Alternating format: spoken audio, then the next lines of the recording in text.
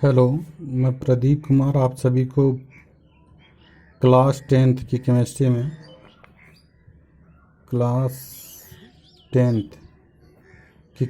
में चौथा चैप्टर पढ़ाऊंगा। चौथा चैप्टर तत्वों का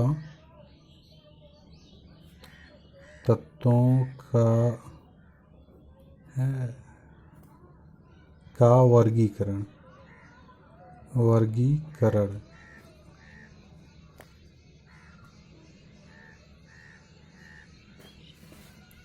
तत्वों के वर्गीकरण में तत्वों का वर्गीकरण मतलब वर्गीकरण मीन्स होता है बांटना, तत्वों को बांटना, यानी कि तत्वों को उनके गुणों के आधार पर बांटना। वह क्या कहलाएगा? तत्वों का वर्गीकरण। तो सबसे पहले एक वैज्ञानिक थे मेंडलीव। उन्होंने तत्वों के गुणों का अध्ययन किए और जिस समय यह तत्वों का वर्गीकरण किए उस समय लगभग 60 तत्व थे। जिसमें कि इन्होंने प्रत्येक तत्वों का अध्ययन करके और उनको अलग अलग आवर्तों में वर्गों में रखें, जिसमें कि प्रत्येक जो तत्व होता है, कुछ तत्व गुणों में समान हुए, कुछ तत्व गुणों में भिन्न हुए, तो वह भिन्न गुणों वाले तत्वों को अलग रखा गया, समान गुणों वाले तत्वों को एक ही वर्ग में रखा गया। तो वर्ग में जितने भी तत्व होते हैं उनके गुण लगभग समान होते हैं। तो इस तरह से मेंडलीफ ने इन 60 तत्वों को लेकर तत्वों की आवर्त सारणी बनाई। उस आवर्त सारणी में बहुत से उपयोगिता मिली और बहुत से दोष निकले, तो उसको संशोधित भी किया गया है। तो तत्वों जो आवर्त सारणी है वह 3 आवर्त सारणी है। पहला है मूल आवर्त सारणी, दूसरा संशोधित आवर्त सारणी है, तीसरा है प्रवर्धित आवर्त सारणी यानी कि दीर्घाकार आवर्त सारणी। तो इस तरह से मेंडलीफ ने अपना नियम दिए और तो इनके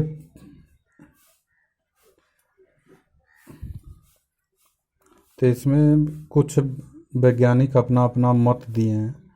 तो उसमें पहला मत है डोबे राइनर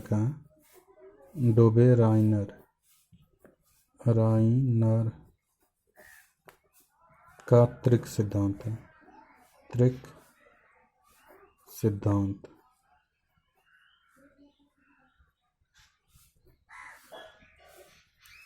डोबे राइनर के त्रिक सिद्धांत में इन्होंने बताया कि यदि समान गुण वाले तत्वों को एक परमाणु भार के क्रम में लिया जाए, तो जो पहला तत्व होगा, अगर क्रम से लिया जाए तो जो पहला तत्व होगा और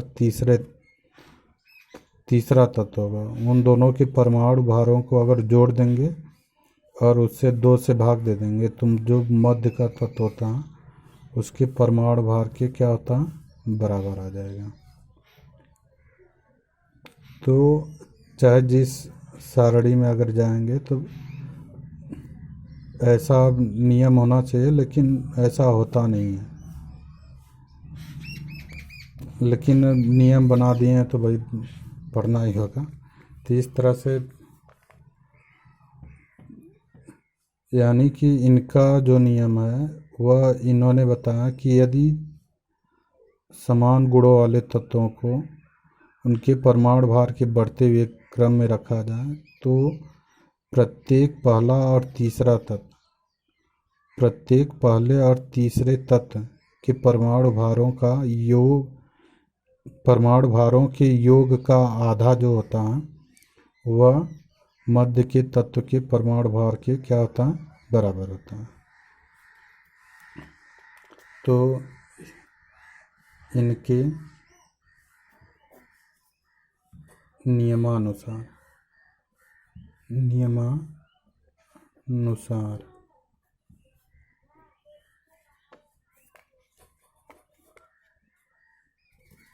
यदि समान गुणों वाले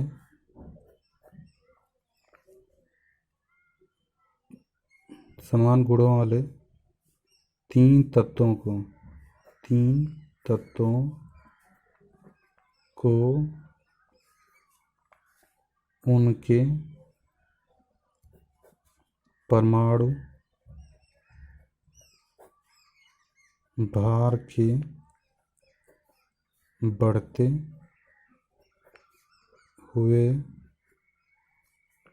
क्रम में रखा जाए तो प्रत्येक पहला और तीसरे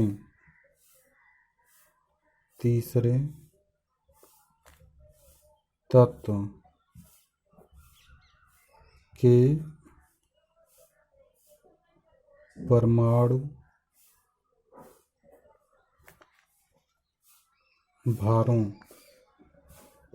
भारों के योग का आधा मध्य के तत्व के परमाणु भारों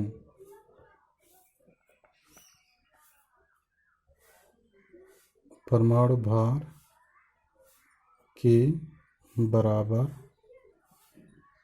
भार के बराबर होता है।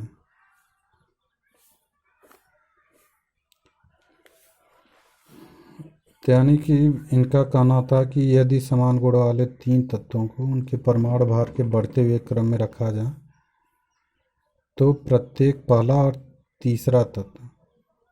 तीसरे तत्व के परमाणु भारों के योग का आधा कर देंगे तो मध्य के तत्व के परमाणु भार के क्या होता है, बराबर होता है। जैसे है लिथियम, सोडियम और पोटेशियम, इन तीनों तत्वों का परमाणु भार क्या होता है, तीनों तत्वों का गुण क्या होता है, लगभग समान होता है। तो इस तरह से इसका देखेंगे तो यहाँ पे इसका परमाणु भार 7 होता है, इसका 23 होता है, इसका 39 होता है।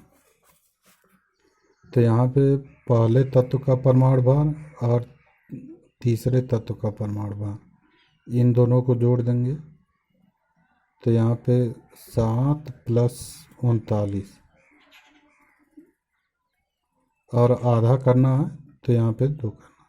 पहले और तीसरे तत्व के परमाणु भार के योग का आधा कर देंगे तो यह मध्य के तत्व सोडियम का परमाणु भार निकल के आएगा, परमाणु भार। तो यहाँ पे 9 × 7 = 16 होता है, 46 बटे क्या हो जाएगा 2 और यह आ जाएगा 23। तो यहाँ पर देखिए कि इन दोनों को यानी कि पहला तत्व और तीसरा तत्व, इन दोनों तत्वों के परमाणु भारों को अगर जोड़ देंगे, जोड़ने के बाद इसका आधा कर देंगे तो मध्य के तत्व का परमाणु भार आ जाएगा।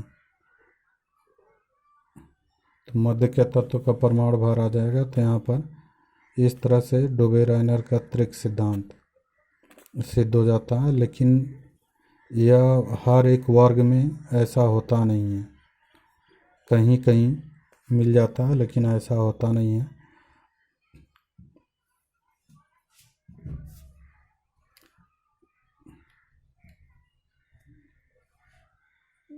तो उम्मीद है कि सबको समझ में आया होगा। दूसरा है प्राउस्ट का नियम। प्राउस्ट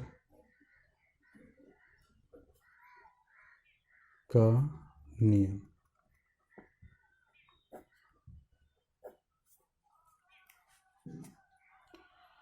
प्राउस्ट के नियम में इन्होंने बताया कि यदि तत्वों को उनके परमाणु भार के बढ़ते हुए क्रम में रखा जाए तो जितने भी परमाणु होंगे, यानी कि जितने भी परमाणु होंगे उनका जो परमाणु भार होगा वह हाइड्रोजन के परमाणु भार का क्या होता है, गुणक होता है। हाइड्रोजन के परमाणु भार का क्या होता है, सरल गुणक होता है। जैसे हाइड्रोजन का परमाणु भार क्या होता है, 1 होता है। हाइड्रोजन का परमाणु भार 1 होता है। तो यहाँ पर अगर जैसे ऑक्सीजन का परमाणु भार रख देंगे तो ऑक्सीजन का परमाणु भार 16 होता है। तो अगर इसमें 16 हाइड्रोजन जोड़ देंगे, 16 हाइड्रोजन जोड़ेंगे तो यानी कि 16 गुणे क्या हो जाएगा, 1। तो यह क्या हो जाएगा, 16। यानी कि जो हाइड्रोजन और 16 हाइड्रोजन होंगे, इस यह जो ऑक्सीजन है 16 हाइड्रोजन का क्या है, सरल गुणक है। अगर नाइट्रोजन का देखेंगे तो नाइट्रोजन का परमाणु भार 14 होता है। इसमें 14 हाइड्रोजन के यह बराबर होता है, क्योंकि 14 हाइड्रोजन 14 गुणे क्या होगा, 1 हो जाएगा तो 14। तो इस तरह से देखेंगे तो जो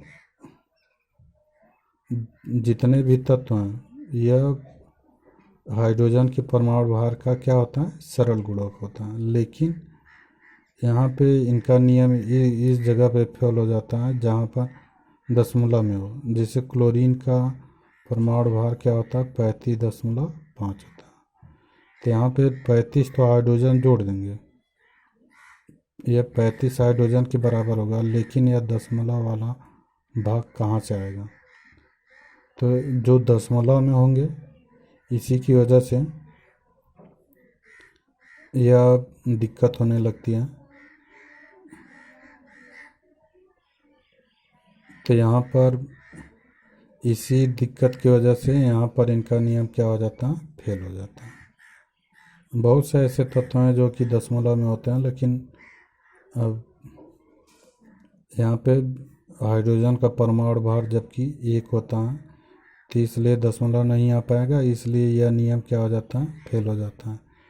तो प्राउस्ट का जो नियम है, यदि तत्वों को उनके परमाणु भार के बढ़ते हुए क्रम में रखा जाए तो प्रत्येक तत्व का जो परमाणु भार होता है वह हाइड्रोजन परमाणु के क्या होता है, सरल हाइड्रोजन परमाणु के परमाणु भार का क्या होता है, सरल गुणक होता है। लेकिन ऐसा नहीं होता। बहुत कम ऐसे तत्व हैं जिनमें कि यह सरल गुणक नहीं पाया जाता, इसलिए यह नियम क्या हो जाता है, फेल हो जाता है। कुछ तत्वों में तो पाया जाता है इसलिए उनका नियम चलता है, लेकिन बहुत से ऐसे तत्व हैं कि उनका नियम यहाँ पे क्या हो जाता है, फेल हो जाता है। इसलिए